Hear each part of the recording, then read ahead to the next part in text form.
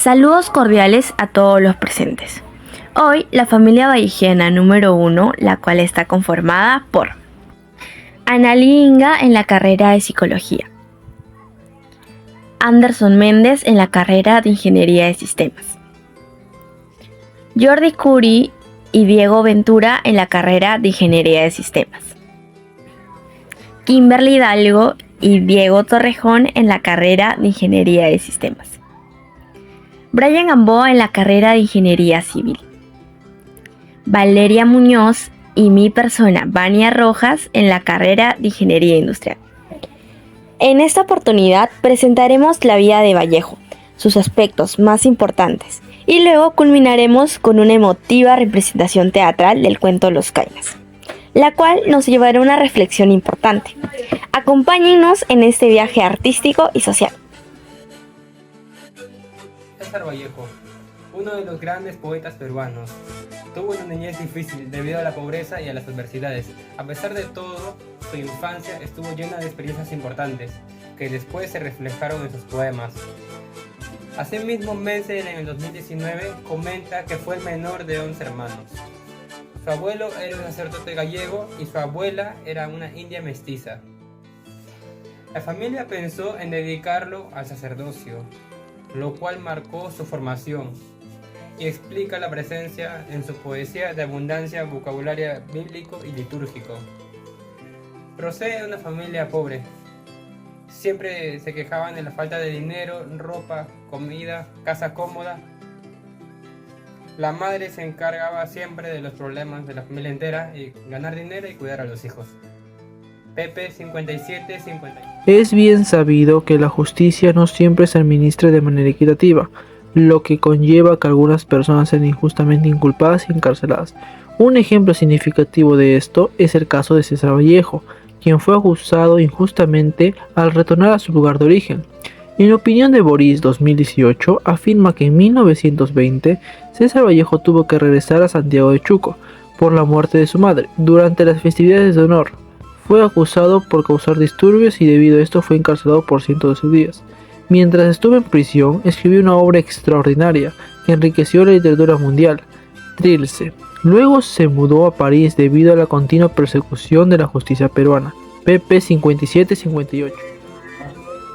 Luego de haber escuchado aspectos de la vida de este gran escritor, también debemos saber que este fue un gran representante del emprendimiento cultural. Los emprendedores culturales son personas que combinan su creatividad y pasión por la cultura con una visión empresarial para generar ingresos y preservar la identidad cultural. Los emprendedores culturales desempeñan un papel clave en este proceso, ya que son capaces de identificar oportunidades de negocio en el ámbito cultural y desarrollar proyectos innovadores que combinan tradición y modernidad.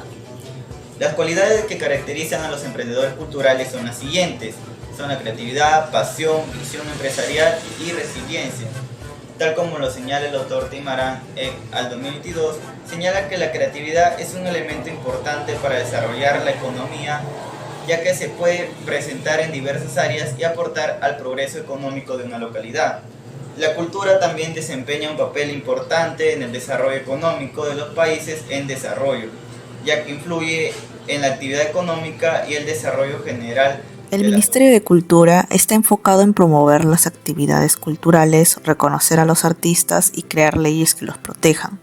Tal como lo señala Chavarri et al. 2021, indican que durante el 2020 el Ministerio de Cultura ofreció apoyo económico a las diversas personas de la industria cultural y de las artes, así como también aprobó un protocolo con ciertas medidas que cuiden la salud de la gente frente a la enfermedad de la COVID-19. Para mantener de este modo activo el sector. Es por ello que se aconseja a los emprendedores de formar vínculos con el MINCUL y otras organizaciones del Estado para fortalecer sus técnicas de gestión en las distintas labores que realizan y contar con su apoyo. pp 2697. Interesante, ¿verdad? Pero sigamos con este proyecto en el cual presentaremos nuestro cuento, Los Caínas, por medio de una obra teatral. Por lo tanto, debemos tener los saberes previos de lo que es y cómo se realiza un teatro. El teatro ha sido un poderoso medio para transmitir mensajes sociales a lo largo de la historia, permitiendo explorar diversos aspectos históricos, sociales y literarios. Según Miranda 2020, el teatro fomenta la creatividad y enriquece el desarrollo personal. También promueve el aprendizaje emocional y la resolución de problemas. Aunque su interés ha disminuido en la sociedad actual, es importante valorar su capacidad única para narrar historias y conectar emociones. Se sugiere revitalizar esta práctica para estimular la creatividad y seguir el ejemplo de artistas. Anteriormente mencionado de mi compañero, ahora hablaremos sobre los pasos para realizar una obra teatral. Como expresan García y de Vicente 2020, indicando que en primer lugar se debe realizar el guión, de esta manera en donde están los diálogos de cada uno de los personajes que conformarán y caracterizarán su papel. En segundo lugar, se debe construir la escenografía, en donde se desarrollará la obra, donde el ambiente tenga buena iluminación y sea amplio para el desplazamiento de los personajes, que demostrarán a través de sus actuaciones y su expresión de voz. En tercer lugar, son los ensayos previos para que se familiarice el personaje con su diálogo. Por último, el grupo formado por el director y los actores presentarán la obra teatral a la audiencia, que transmitirán la historia con los diálogos y las acciones que van a realizar. Por esa razón se recomienda que una obra bien hecha, muy ejemplificada, con un buen guión, una buena estructura, se demostrará a la audiencia para que se llene de mucha nostalgia, ya que con lo actuado se transmitirá un mensaje de la obra. Continuemos y nos acercamos al corazón de este proyecto. Para esto es importante saber el contexto de este cuento. Muy buenas con todos, mi nombre es Anderson David Méndez Arroyo, estudiante de la carrera de Ingeniería de Sistemas, y voy a dar un resumen sobre el contexto histórico del cuento de los Cainas. El cuento Los Cainas de César Vallejo fue escrito en 1923 y publicado en la segunda parte de la colección de cuentos a escala. El cuento se desarrolla en un contexto de posguerra, en el que la sociedad se encuentra en un estado de caos y confusión. La historia gira en torno a un loco que narra su historia de amor con una mujer, llamada Nérida. El cuento está lleno de simbolismo y alegoría, y se ha interpretado de muchas maneras diferentes. Algunos críticos han visto el cuento como una crítica a la sociedad peruana de la época, mientras que otros la han visto como una exploración de la locura y el amor.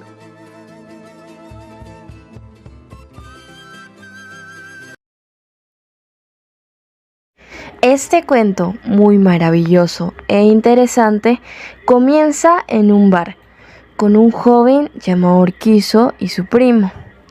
Ellos estaban tomando. ¡Ja! Eso no es nada. Yo he cabalgado varias veces sobre el lomo de mi caballo, que caminaba con sus 4 cascos negros. ¡Oh, mi orgulloso caballo rojizo!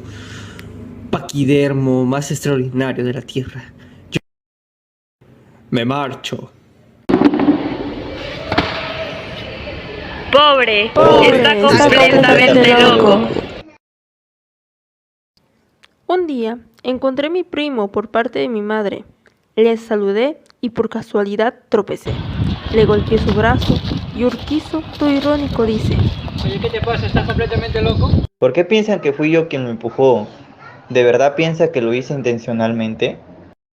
Hijo, vamos a ver a los parientes locos. Fuimos con mi madre en la noche para ver a los pacientes locos y nos encontramos con su mamá de Urquizo, quien cuando llegamos actuaba de manera muy rara. Después de 23 años de haber vivido en Lima, lejos de mi familia por temas de estudios, volví una tarde a Caina. Mi casa estaba ubicada casi a la entrada del pueblo, sin embargo, estaba ya poblada de personas que parecían monos.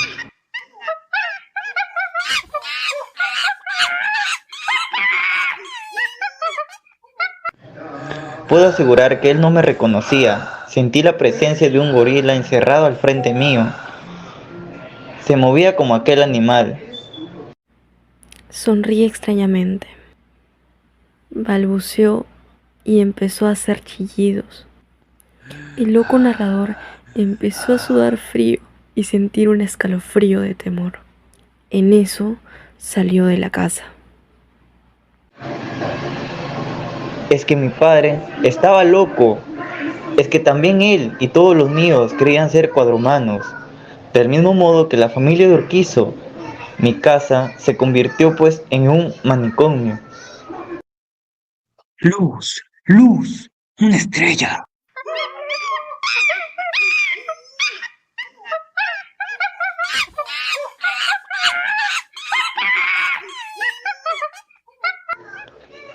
Padre mío, recuerda que soy tu hijo. Tú no estás enfermo. Todos nosotros somos hombres. Pobre, se cree hombre. Está loco. Pobre, está completamente loco. Pobre, está completamente loco. Pobre, está completamente loco. Está completamente loco. Está completamente. Detiene el hilo de su narración, suspira y dice con tristeza: Y aquí me tienen ustedes completamente loco. en este instante, vuelve a intervenir la voz del escritor, dando a entender que los oyentes del loco narrador se quedan asombrados intentando dar crédito a lo que han oído. Y finaliza su cuento describiendo la aparición de un empleado de la casa que se acerca y se ofrece a llevarle a su celda.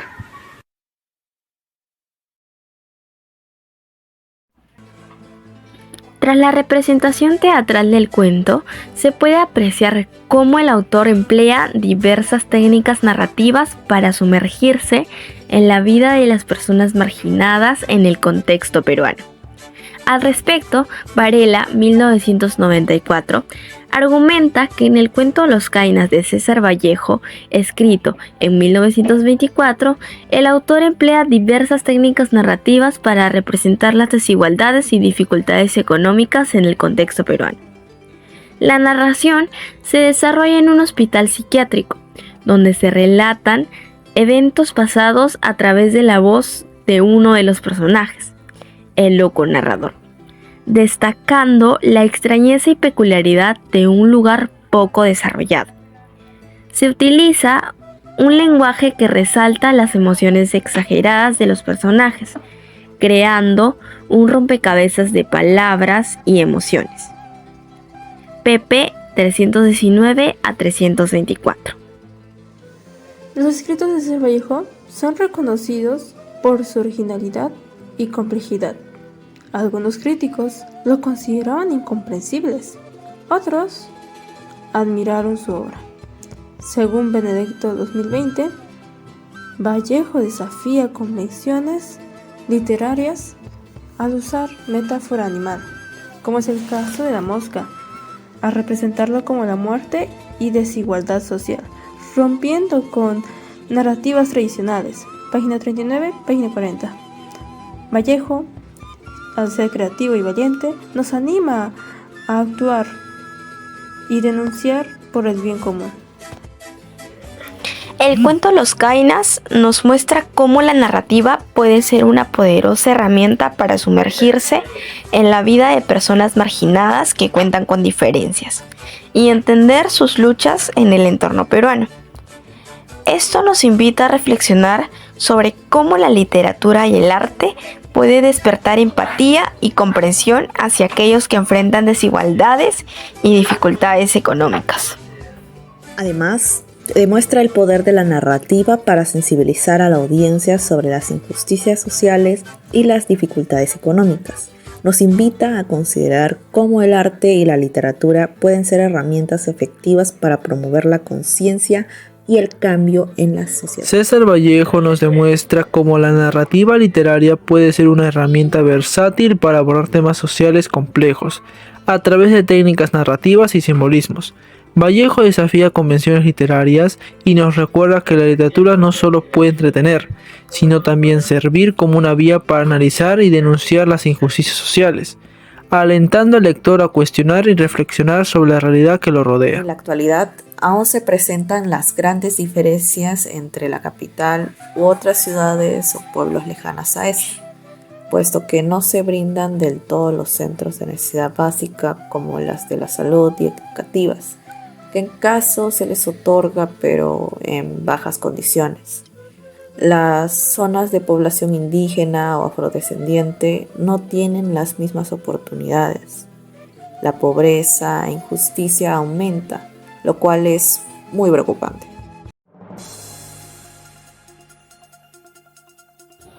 Para comprender un poco más acerca del tema principal del cuento, acompáñanos a hacer una pequeña entrevista.